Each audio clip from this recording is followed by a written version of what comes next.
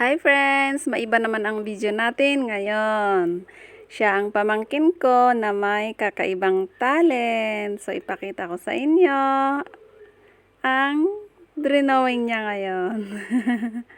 Akala ng mama niya, baka nanonood na naman to at magpupuyat. So tiningnan niya. So ayun, hindi pala nanonood kundi nagdo-drawing. Ayan, ang galing pala niyang mag-drawing. Ngayon lang yata nakita ng nanay niya na marunong pala siyang mag-drawing. Napawaw naman talaga ako sa drawing ng aking pamangkin. Hindi lang to ang kanyang na-drawing guys. Tingnan natin mamaya sa dulo ng bidyong ito.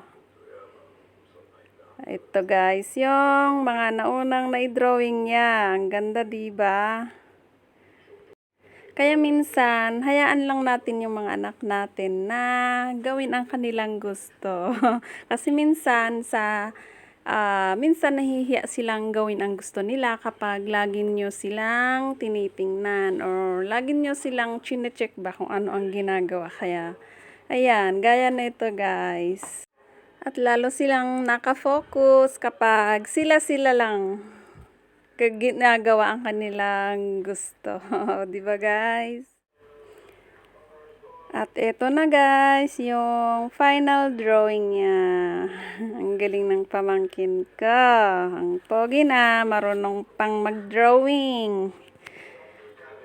Nakikita na ang talent niya sa murang edad niya. So ayan. Ayan pa yung isang drawing niya. Ang galing.